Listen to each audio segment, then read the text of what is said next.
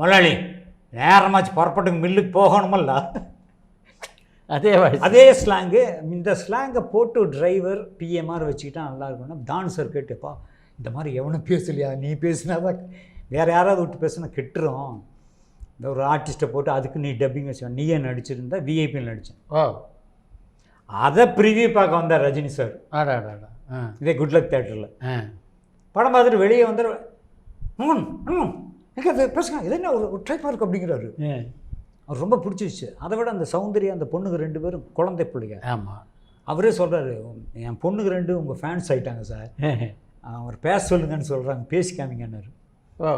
தேட்டருக்கு வெளியே பேசினேன் உங்களுக்கு. அப்போவே ரஜினி சார் ஷோல்டரில் தட்டி, அனுமோன் என்னோடய நெக்ஸ்ட் ஃபிலிம் நீங்கள் ஆக்ட் பண்ணுறீங்கன்னு போயிட்டார். சூப்பர்.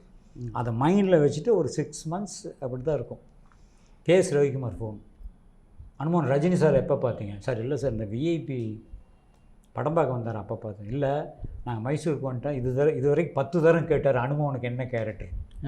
அப்போது கேஎஸ் ரவிக்குமார் சொன்னார், நீங்கள் வாங்க நான் அவுட்லைன் சொல்கிறேன், நீங்களும் ஒரு ரைட்டர் டைரக்டரு, இதில் என்ன மாறாங்க நீங்களே செலக்ட் பண்ணுங்கள் அப்படின்னு போனோம். அவுட்லைன் சொன்னேன், பார்த்தேன். இந்த பக்கம் பார்த்தா நம்ம ரமேஷ் கண்ணா, செந்தில், ரஜினி சார் சைடு ஆமாம் காமெடியன்ஸ் எல்லாம் இருக்காங்க. ராதா ரவி அவங்க சைடு, இவர் நாசர் சைடு யாரும் இல்லை. இப்போ நான் என்ன கதையை கேட்டேன்னா என்ன பண்ணேன், ராதா ரவி நாசரை ஸ்ட்ரெயிட்டாக திட்ட முடியாது அங்கே இருந்துக்கிட்டா, ஆனால் ரஜினியை திட்டுற மாதிரி ஒன்று திட்டிக்கலாம். அது வஞ்ச புகழ்ச்சி அணி தமிழில். அது பிளான் பண்ணேன்.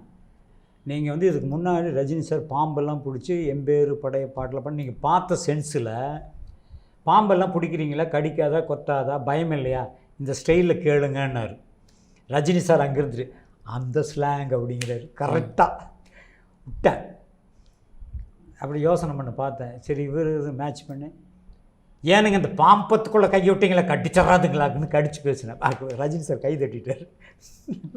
ஃபஸ்ட் காப்பி ரெடியானா ரஜினி சார் ஃபோன் பண்ணார், அனுமான் பிக்சர் பார்த்தேன் சூப்பர், இதில் 3 கேரக்டர் பேசப்படுவாங்கன்னாரு. First Ramya Krishnan, number 2 myself, number 3 அனுமோங்கிறாரு. எனக்கு அப்பா பெரிய ரசிகம் தான் உண்மையிலே. பாருங்கள் அவர் கவனிப்பு. ஒரு ஹீரோ சொல்கிற வார்த்தை first Ramya Krishnan, second my self, 3வது அனுமோங்கிறாரு, 3rd நான் ஒன்று ஆச்சரியமாக போச்சு. அதே மாதிரி தியேட்டரில் போனால் 2 சீன் பேசுனா 3வது சீன் இதுதான் பேசுனா ஆடியன்ஸ் பேச ஆரம்பிச்சிட்டான். நம்ம எண்ணத்தை கண்ணையா பேர் வாங்கின மாதிரி தாங்க அந்த படத்தில் வாங்கினார்ல நான் படத்தில். அந்த மாதிரி அது உண்மையிலே இந்த கொடுப்பனைக்கு காரணம் ரஜினி சார், கேஎஸ் ரவிக்குமார் தான்.